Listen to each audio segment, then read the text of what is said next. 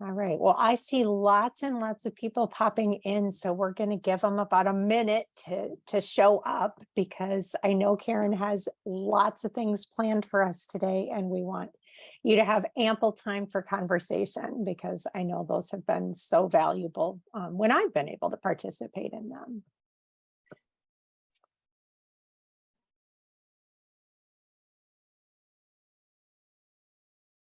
Oh, I see Marcy joining.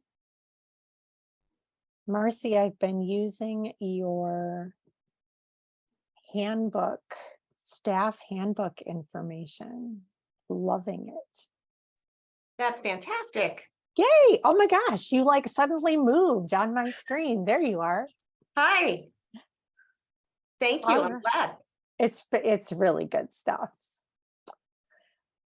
So let's jump in. Good morning, everybody. I'm Lori Zimmerman, the Director of Professional Learning with MASA. Deb Henton sends her regrets, but as you can imagine, she's heavily into all things political right now. So we want her voice advocating for us.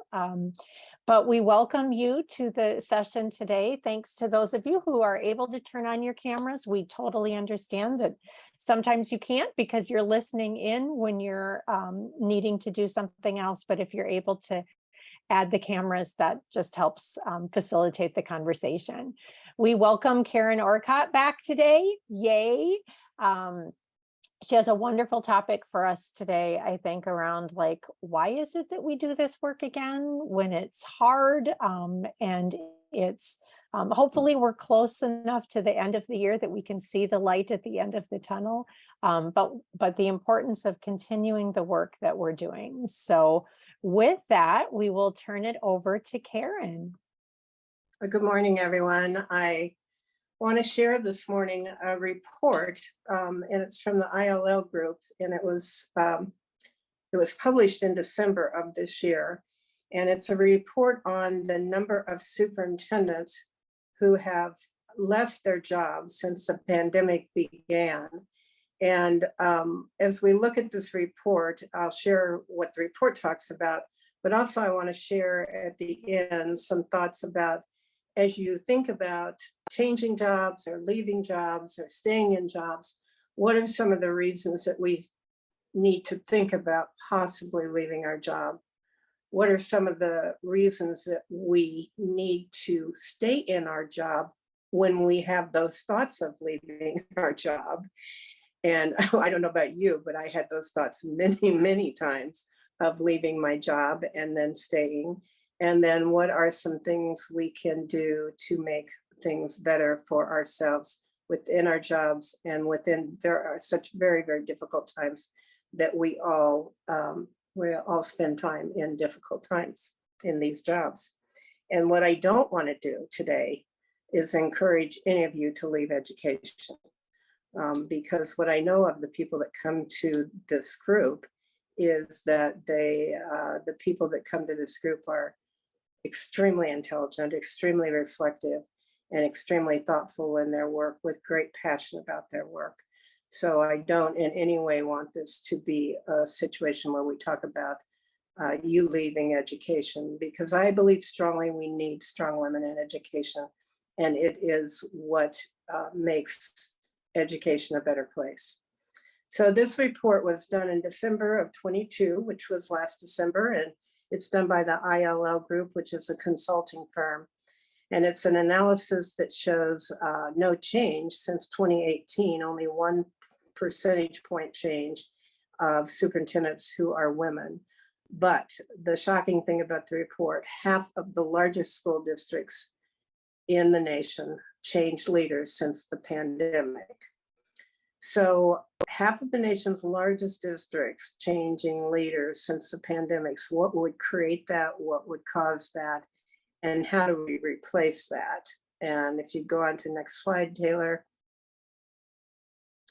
So 47 of those districts had 2 or more leadership changes. While that seems shocking to me, that since the pandemic, districts would go through 2 changes, we know of districts, I think Kansas City is one example, Kansas City, Missouri is one example, who went through 11 superintendents in 10 years, a few years back. So 47 had 2 or more leadership changes in that time period since the pandemic. Next slide. So that turnover has been extremely hard on women in the job. Our statistics of women in the job. So 94 women left those positions out of that turnover, and 2/3 of them were replaced by men. So why would that be? The report doesn't tell us why it would be, but there are some reasons why I think we can think of reasons why it might be. And I think that there are some things systemically that point to why women have turned over to that degree. Next slide.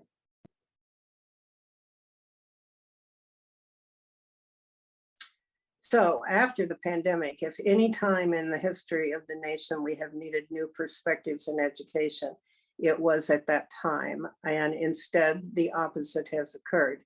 So I believe that the authors of the report are telling us that these were not only men that created the new jobs, but they were a traditional type of leadership form that created the new job. Next slide. So some of the significant issues that the report cites are the political strife and debate going on in the nation and how that affected schools. And some of those issues that affecting schools were book bannings, transgender rights, and historical discrimination in the classroom, with large pressure groups creating some of those changes. Next slide. So the report points out that leadership changes are not good for kids. So sudden leadership changes, when you do a transition, it will be good for kids. But when there's a sudden leadership change, it is not good for kids. It creates a sudden reset, and it creates a situation where longevity in the position matters. Longevity in leadership matters, and leadership over time matters. So when it's a rapid change, it creates a situation of dissonance. So the report talks about some of the issues that presented in Florida, and where we know that the conservative base was forcing change throughout the state. And the governor created a group called Moms for Liberty, which became an action group, a lobbying group, and literally a constant group in the side of the superintendent. So many of the situations that came up through those times were that the superintendent, these groups would say the superintendent needs improvement, and no specifics were announced, or no specifics were talked about. Rather, the superintendent needs improvement. And the culture war issues came to light during those times, and also the need for changes in the district was presented by these action groups. The report also suggests changes in an increase. These are changes that they present that they need to be doing in the future. They need increased transparency in searches and the reporting of qualification, and a more purposeful effort of encouragement and recruitment for women in the field, but also more incentives to stay in the position. So those are some of the things that the report talked about. Let's look at some of the things as we think about whether to change our jobs or whether to move into new positions. Some of the research talks about several things that might make you want to think about changing or making a change. And one is a toxic workplace, an extremely unhealthy situation. I don't know about you guys, but the one thing that I miss the most about my superintendency is the people.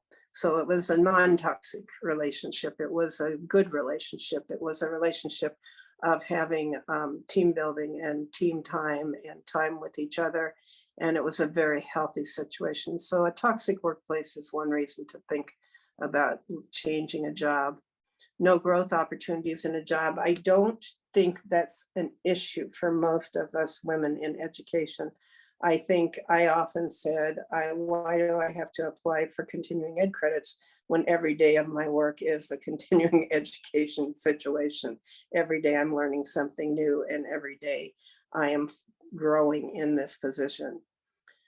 So another reason that your ethics are being compromised, and the following reason is what I have heard the most in the literature talked about over time, that your values are not aligned with the organization. If you find yourself in a situation where your values are not the values of the organization, or not the values that the organization is presenting or living by, then that is a time to think about a change. Or you are no longer able to fulfill your job responsibilities because of the situation that you're in. So next slide. So how do you stay if you are, if those things aren't present, and you're having a difficult time, and you're having difficult times in your jobs, how do you stay and how do you remain in that job? So you need to think about new jobs bring unknown challenges. They bring risks. They bring situations that may be different from yours and may be more difficult than yours. And consider if you can make beneficial changes in the new job. So also, excuse me, if you consider if you can make beneficial changes in your current role, and if that's a possibility. And be irreplaceable. I think that we all strive to be irreplaceable in our jobs, but there are things we can be doing that just have that how can I help attitude. I've talked before about that, how can I help attitude, and don't we love to work with those people that turn around and say, how can I help, when it's not even their job. And enjoying of coworkers is huge to be able to stay in a job during difficult times. You may have an extremely difficult board situation. You may have extremely difficult external factors going on. You may have groups going against the district, but enjoy your coworkers and make that so much a big part of your job. And taking breaks. And sometimes we just simply need a break from our work, and we need to be able to literally either take a break as in a vacation, or take a break internally in your job. So move away from the situation, get somebody else to replace you for a time, and spend some more time in your office, or taking a break in another way. So as we make it through the difficult times, these things are also aspects of our work in resiliency. So many of them are duplicative of our work in resiliency, but find humor in difficult situations. There's nothing, I think, nothing more enjoyable than going through a very, very difficult time in a board meeting or in another type of meeting, and going back to your office and finding some humor in that situation, and finding some fascination with it, that you can study it or understand it deeper. And I think that that's a way that you find to make your way through a situation. Building perspective, the research on hope, Dr. Snyder talks in his work on hope about building perspective, and perspective as being one of the best attributes of people who have high hope, is the ability to have perspective. This too will pass, or this situation is not permanent, or when the situation is more permanent, find a way that this is not as important as the other things that are going on, or the other things in my life. And develop a focus on the relationships. And I think that we all do that. I think that's an attribute of women. And I think that's why we need women in leadership, and we need women in education, because that focus on relationships is typically there, and it's important to us, and it's important to the organization. The organizations that have focus on relationship are organizations who work at a higher level. They are much more successful organizations. They're much more resilient organizations, and the relationship piece is critical to our work. And the ability to change your thinking. So that's just, again, that cueing of yourself, to stop pessimistic thinking, to stop negative thinking, and begin to change your thinking about a situation. And maybe there's a way to look at it in a different manner. And find time for reflection. I always say that there is absolutely no way we can do these jobs without time for reflection. You need to find time. You cannot live your life on a treadmill, and you need to carve out. And I'm a person who cannot function at all without some time to sit back and think about things. So find some time for reflection, carve it out, and make it happen. So we're going to move now into our groups, and I want us to do some discussion around this report and around our thoughts about staying in our jobs or the changing nature of education and the reason that this many districts would change leaders since the pandemic. So we're going to do the first two questions in your groups, and please choose someone who will report back because we want to hear from each other and hear what people are thinking. So what are the implications of lack of female representation in the field? And as you think about that, also think about if you could answer the question of why do you think so many women did leave leadership positions during the pandemic? And the second question, again, why would the pandemic affect change in female leadership? So do those first two questions and we'll report back, and we will spend, let me check my watch here. Let's spend 15 minutes in discussion. We'll come back and report back. Okay. I will open up the breakup rooms. All right. Thank you, Taylor. And Tina, you're sitting outside. That just looks wonderful. Good for you. So let's have the first group report back. And if you don't know what group number you are, just chime in. I think we were group 1. Thank you, Ann. Our group the implications of just the lack of diversity and lack of representation. It's hard for our female counterparts and even our female students to want to go into leadership if they don't see females in leadership. Good point. We also talked about like just the why so many women are kind of fled, I guess. Education leadership, we talked about, you know, as a positive, women are much more in tune with self-care and being able to identify when like we need to take a break or we need to step back. Whereas our male counterparts will typically just try to power through. I think we do have that healthier side of being able to identify when our roles are too much or we just need a break.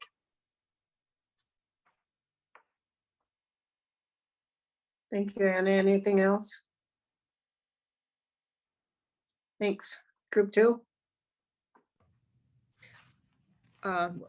We were part of group 2, and we talked too about the implications of both our students and our teachers not seeing themselves represented in leadership. That was an implication, and that it similar to group 1, that it's difficult to imagine yourself in that role if you don't see somebody else doing that. We talked a lot about the differences in communication styles and teamwork and those kinds of things that happen between male and female leaders. You know, as a female superintendent up in the Northwest area of Minnesota, you know, I don't see a lot. This is about the only opportunity I have to network with other female leaders. Wow. Yeah.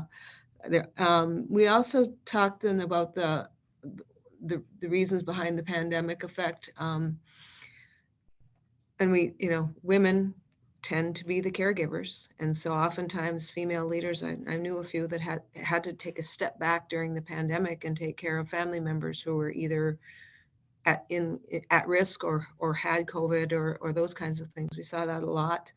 And then just that sometimes women in leadership roles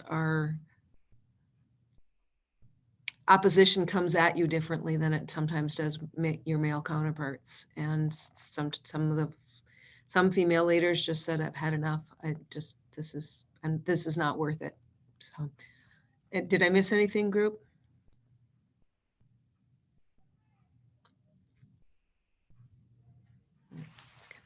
That's great, Sue. Thank you. It's interesting. You guys all have a positive spin on the whys of leaving during the pandemic. Next group. We didn't really designate a speaker, but I'm happy to share, and then anyone can pop in as well. And a lot of the things that we talked about were similar to what the first couple of groups talked about as well. The caregiving, leaving possibly because our values don't align potentially with the districts that we're wanting to serve. And perhaps that's also why women are not maybe not applying for the positions that are currently open or aren't being selected for the positions that are open. We also talked about the why for why women have left the position. Is it because some of the adversity that we're facing can result in attacks on leadership, and perhaps are some of the attacks on women leaders more vicious than our male counterparts? And that could be, via social media, or, just the daily adversity that we face that causes women to leave our positions, generally speaking, or not going toward or going for new positions. And then also mentioned already was the lack of female representation. It makes us feel less connected, but also less valued when we don't have other people who we can relate to. One person in our group shared an experience that I saw some other head nods in our group, that students have actually asked us or made comments that, well, you're not the real principal, are you? Or, are you even a principal? And now I'm curious, I kind of want to go ask my 3 male colleagues here, have you ever been asked, are you the real principal? So just kind of interesting about the impact that it's already having on our students. And then just a couple of final thoughts that we discussed in terms of needs. We need impactful female mentors. We need others to see us as equals to our male colleagues. And right now there seems to be sort of a team mentality among people that there's sort of a competition to be the top dog. And as people are hired for various positions within school districts, perhaps there is more of a competitive nature rather than seeking people who often tend to be females who are more cell-based. Wow, that's great, Jill. I had a similar experience as a superintendent of, are you the real superintendent? And I was with the male high school principal, and the person just kept talking to the male high school principal and did not talk to me. And I'm sure they were totally convinced that I was not the real superintendent. Thanks, Jill. Next group. I was in group 4, but I'm with MSBA, so I prefer to defer to the women in our group who are in the seats of educational leadership. So I don't know if any of you would like to speak for the group. There was some really great conversation. Good.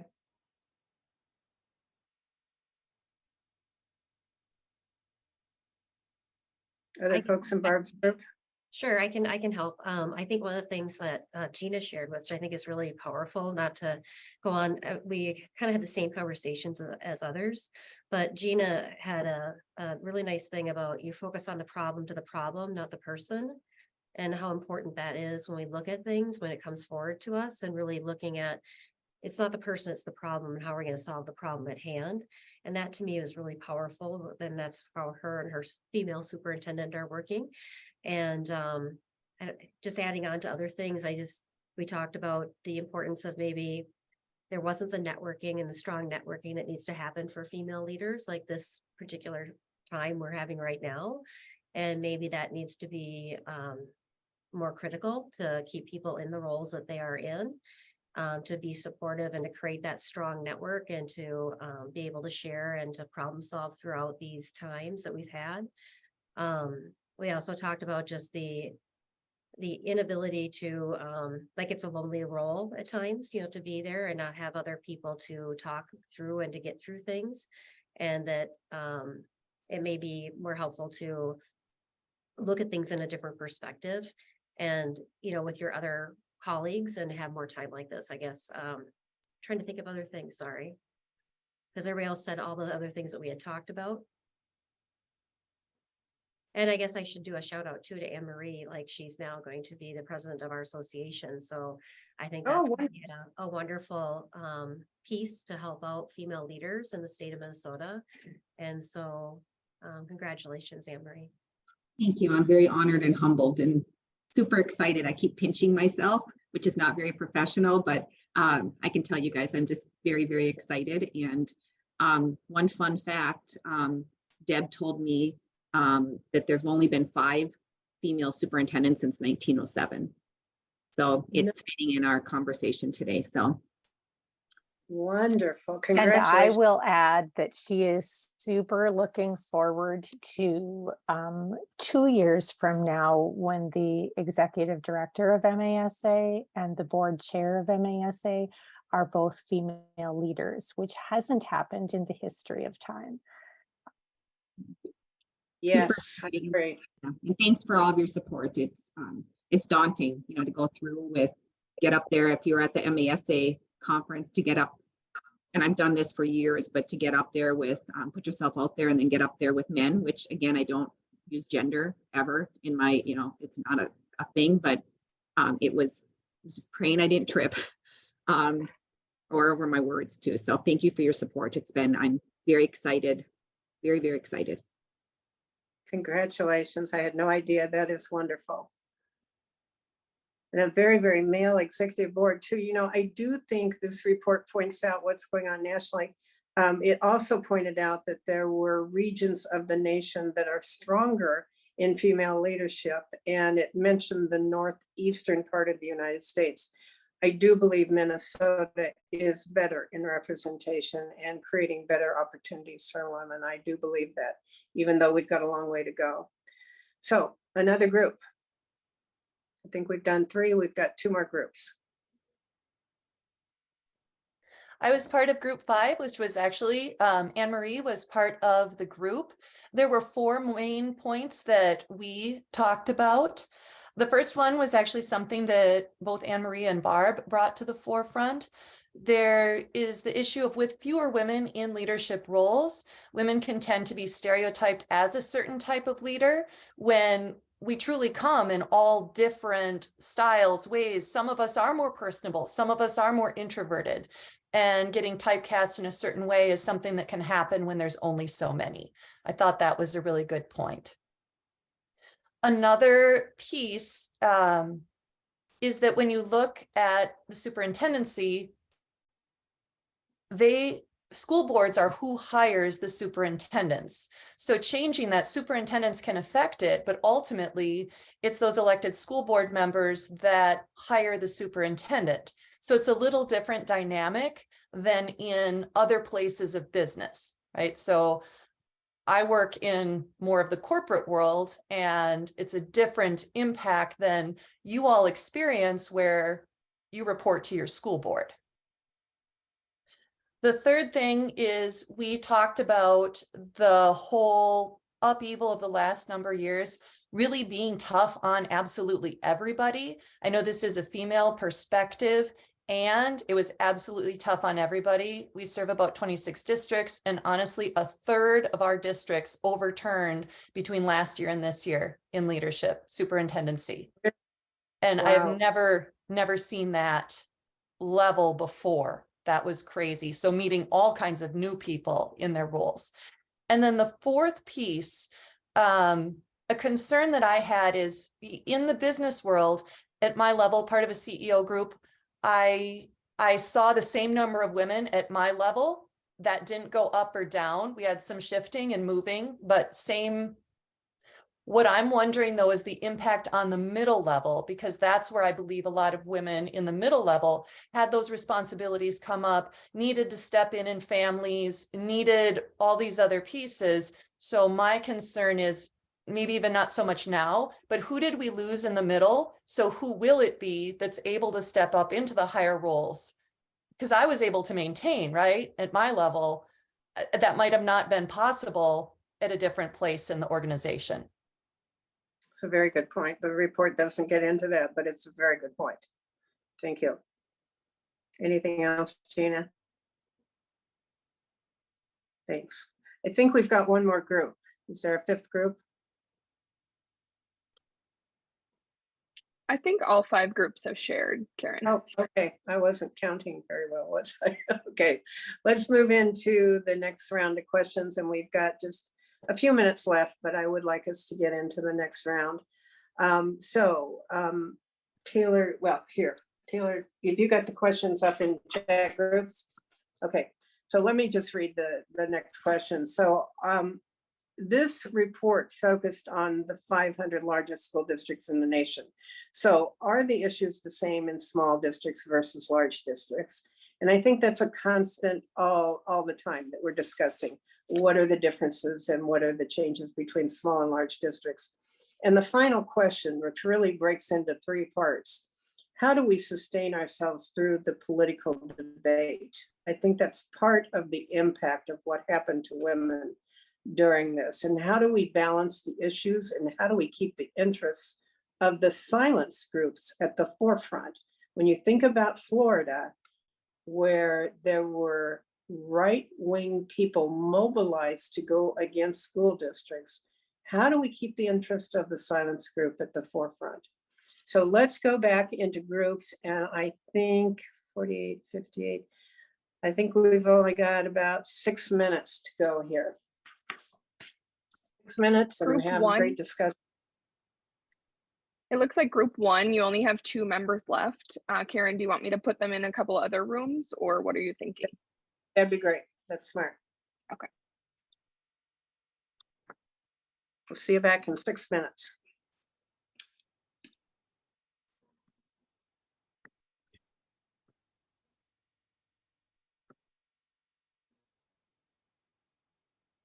To know your staff. You know, you have that opportunity. Thank you. Anyone else? I've talked about very similar things as well. How mostly they seem the same, but living in the community may be different than not living in the community. And the majority of the issues are similar. Very true. This community, the living in the community is a very different world. Others? Gina put something in the tool for our group 4 that if you could just visit real briefly about Gina relative to the silent majority and trying to have those voices heard. Thank you. I can share the tool. It's Gina? Yeah, I was just going to say, ask if you could share it now since we're back together, people. can should share. all have- It's just from High Tech High, so it's not mine. But the tool that we specifically use is in the middle. It's empathy interviews. And so we specifically search for voices that we call hidden voices in our system. So between our leadership team, we'll separate and make sure that we're calling a parent that specifically has, you know, a second language is English, or we may specifically sit down with a student and have an empathy interview about their learning experience, or we might dig in, and if someone keeps showing up at a board meeting, we might hold the empathy interview with them in our office so that we hear and dig deeper and it doesn't stay surface. And so I just really recommend that tool. It helps us to uncover hidden voices in our system. Wonderful idea. Thank you. Wonderful. Anyone else? Okay, well, we're going to close out. It's exactly 10 o'clock, and I thank you all for your attention and for this opportunity. But I want to close us out with a reading, a very, very short reading from Maggie Smith. Maybe you don't know what kind of work you should be doing in the world. Maybe you think everyone else has it figured out. They don't. Your work is being yourself, offering what you can to others. You've been doing it all along. Now do it with intention. Thank you all. I wish you well as you close out the school year, and thanks for this time together. Bye-bye.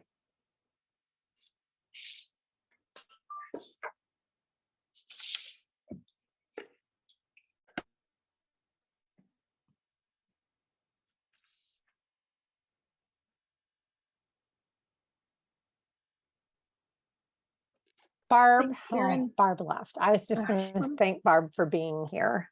I'll send Yeah, her a note. That was nice. Yeah, I was going to jump into when they were talking about, it's the board that hires the superintendent, which is so true. But it's people like Barb that help the boards identify who they are going to interview and who's even going to show up on Oh. the slate of candidates. Oh, Barb good. works with a lot of the superintendent searches at MSBA. And I think having Good. her here as part of that conversation to hear how female leadership changing is impacting others, I think is really powerful. So I'm just really glad she was here. Oh, that's thrilling. I'm thrilled to hear that. Yeah, that thought of the image of the male superintendent Yes. and how difficult it is for everyone to break through that. That's Yeah. wonderful. Mhm. Thank you, guys. Thanks for the Thank you. opportunity. Conversations were great in the group that I was with, Karen. So thanks for setting it up so that we could have that. Yeah, conversations are remarkable. And thank you, Taylor. You did a great job.